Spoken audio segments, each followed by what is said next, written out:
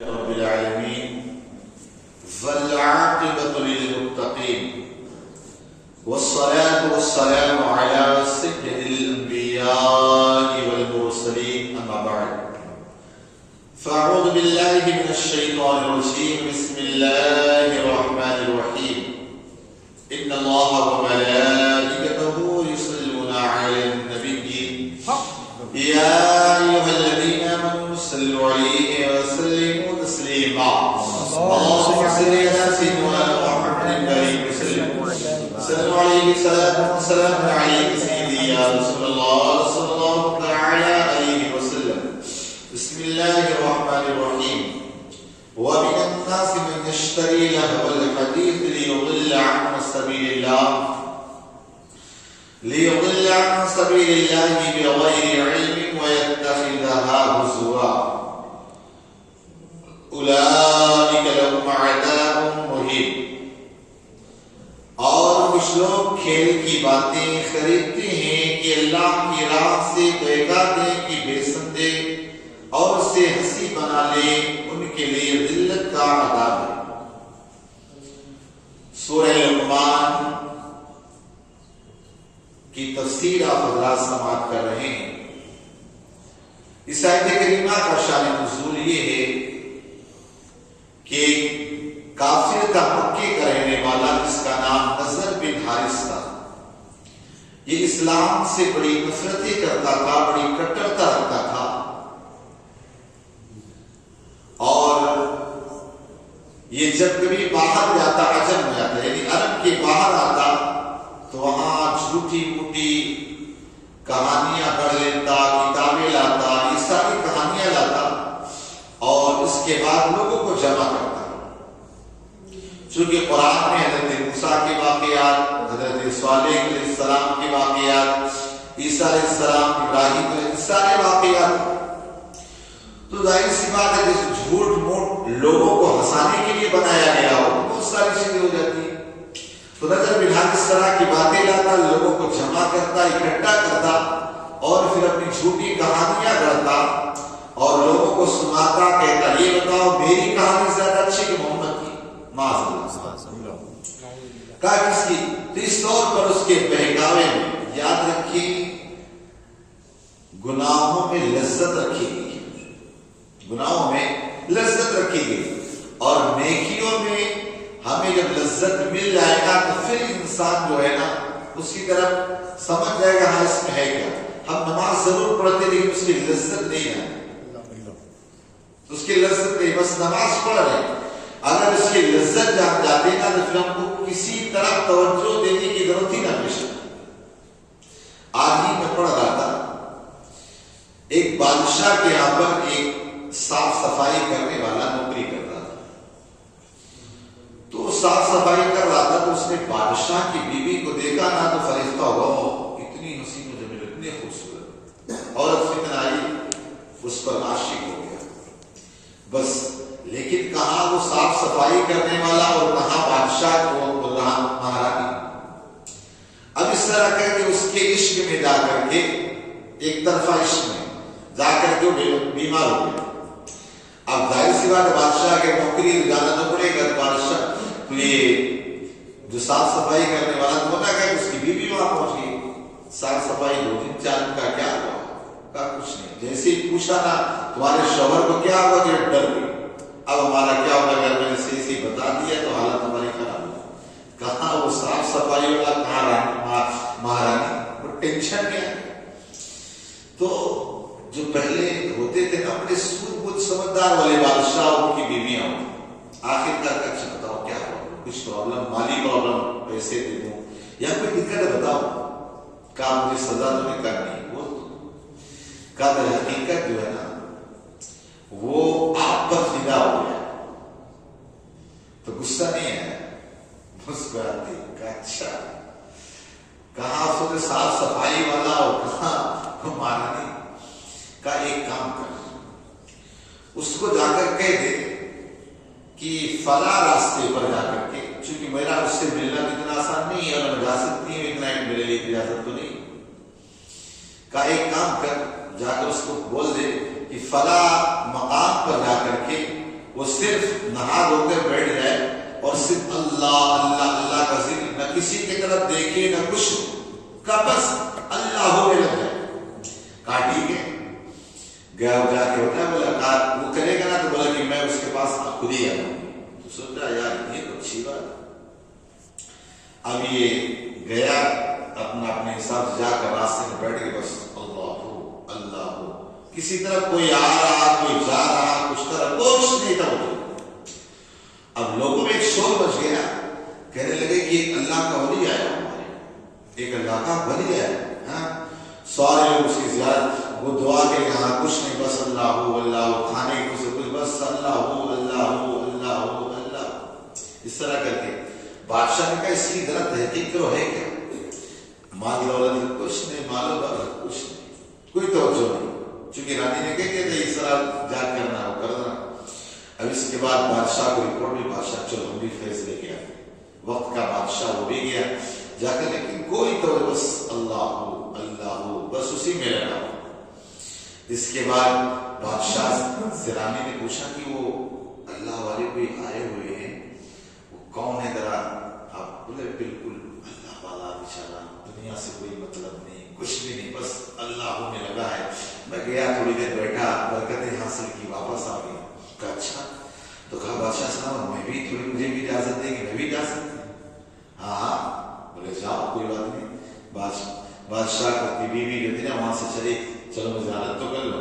وہاں آپ جیسے ہی پہنچے نا، چونکہ وقت گزر گیا تھا، 40 دن کا وقت گزر گیا، تو وہاں پہنچے نا، جا کر رانی جیسے پہنچی نا تو اس نے ساری چیزیں نکالا، پھینک پھانک دی، سمجھے نا۔ پھینکنے کے بعد کیا کہا یہ تو مکاری کے اللہ اللہ کر رہا تھا، تو اللہ نے وقت کے بادشاہ کو میرے قدموں میں جھکا دیا۔ اگر واقعی دل سے اللہ کو یاد کرے تو اللہ کون سی دولت روپیہ عطا نہیں کرے، کون سی دولت ہے جو میرا رب مجھے عطا نہ کرے۔ جیسے اورنگزیب علیہ الرحمہ کے زمانے میں ایک تھا نا، وہ بہروپیہ تھا، الگ الگ بھیس بدل کے آتا اور آ کر کے لوگوں کو بیوقوف بناتا۔ تو اورنگزیب علیہ الرحمہ کے پاس آتا تو آپ اتنے بھیس بدلا، اتنی داڑیاں لگاتا، یہ کرتا وہ کرتا، چل بہروپیہ نکلے یہاں سے۔ کہا ایک دن تم کو دھوکا، ارے چل نکل یہاں سے۔ کہا میں آپ کو دھوکا دے رہا، چل نکل یہاں سے، کیا تو دھوکا دے گا اورنگزیب علیہ الرحمہ۔ اب اس کے بعد کام کرتا، چونکہ اس ٹائم بہت سارے کام رہتے تھے اورنگزیب علیہ الرحمہ کو، آپ اپنے معاملات میں اس کو بھول بھال گئے۔ تو آپ کی ایک عادت تھی کہ کسی علاقے میں اگر جنگ کے لیے جاتے نا تو پہلے پوچھتے آپ اللہ کا ولی ہے، بتاتے ہیں اس کی بارگاہ میں جاتے، جا کے فیض حاصل کرتے، ساری چیزیں کرتے، سمجھے نا۔ تو جب وہ جنگ کے لیے یہاں سے گئے حیدرآباد دکن میں اس سائڈ کے کہیں پر، جب آپ پہنچے نا پوچھے یہاں پر کوئی اللہ کا ولی ہے؟ کہاں فلاں مقام پہ رہتے ہیں۔ کہا اچھا، گئے وہاں پہ، گئے جا کر بیٹھ گئے، دو جاموں کر کے، اکھڑ بھارت کا بادشاہ جا کے وہ اللہ کے ولی کے قدموں میں پہنچے، لکھو اللہ پوری نماز اللہ اکبر، شروع نماز نماز نماز۔ اور ان سے بولے کیسا ہے بندہ ہے، ایک منٹ کے لیے وقت کا بادشاہ، کھنڈ بھارت کا بادشاہ بیٹھا ہے، کوئی توجہ نہیں، اللہ بس اللہ۔ جیسے صاحب ہے اللہ کا واسطہ نکلے، اللہ کے لیے رک جاؤ، قبل بجلی بول کہا میں فلاں جگہ پر جنگ لڑنے کے لیے آیا ہوں، میری کامیابی کی دعا کریں۔ کہا اللہ اس کو کامیاب کر دے، کامیاب ہو اللہ شروع۔ اب اس کے بعد بادشاہ گیا، بادشاہ کو اللہ نے فتح دی تھی، اورنگزیب علیہ الرحمہ فتح ہوتا ہوئی۔ اس کے بعد ایک تشت کے اندر، ایک تھالی کے اندر اپنا اس تحفے تحائف لی، لا کر کے سوچی وہ اللہ کے ولی کی بارگاہ میں پیش کر گئے۔ وہاں جا کر پہنچے اور جا کر پہنچے کہ اللہ کے ولی جیسے سلام سے سلام کر اللہ ہو اللہ کے ولی، اللہ کے اللہ کا واسطہ رک کے قبر پر جلدی بجے کو کہا آپ کی دعا سے اللہ نے مجھے فتح دی، میں تحفہ لے کر آیا، سمجھے نا، تحفہ لے کر اس طرح کر کے نکالا، ادھر کیا ادھر دیا۔ کہا پہچانا؟ 2 روپیہ۔ کہا 2 روپیہ؟ کہا ہاں میں نے کہا تھا کہ دھوکہ دے دو۔ کل نے چلا تحفہ تو لے کے آیا ہوں، لے لو۔ کہا نہیں، کہا میں صرف لوگوں کو تجھے دکھانے کے لیے، بیوقوف بنانے کے لیے اللہ اللہ کیا، نمازیں پڑھی تو اللہ نے اکھنڈ بھارت کے بادشاہ کو میرے قدموں میں جھکا دیا۔ سچے دل سے اس کی اس کی نمازیں پڑھوں گا، عبادت کروں گا تو اللہ تعالیٰ مجھے نہ جانے کیا عطا کر دے گا، اللہ تعالیٰ مجھے نہ جانے کیا عطا کر دے گا۔ بہرحال تو عرض ہی کر رہا تھا کہ اس کا معاملہ یہ تھا نظر بن حارث کا، کسی طور پر لوگوں کو یہ کرتا، اس طرح دکھاوا کرتا، ساری چیزیں لوگوں کو بہکاتا، یہ ساری چیزیں کرتا رہتا تھا. اس کے ذریعے سے لوگوں کو ایمان سے دور کر دیتا تھا. اس کے بارے میں تقریباً نازل ہوئی اور فرمایا کہ لہو لعب، کھیل کود.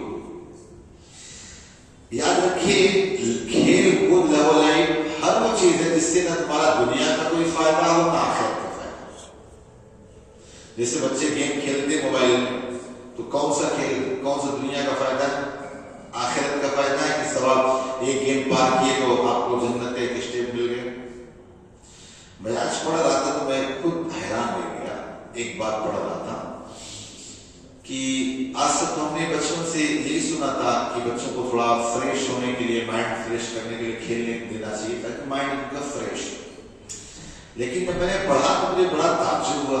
حضرت عمر بن عبد العزیز رضی اللہ تعالیٰ عنہ نے فرمایا اپنے بچوں کو ایک استاذ کے پاس بٹھایا، کہا پڑھا، لیکن ساتھ ہی ساتھ یہ کہا میرے بچوں کو ایسے ویسے کی صحبت میں نہیں بیٹھنے دینا، اس لیے کہ ان کی صحبت سے ان کا کلچر، ان کی چیزیں خراب.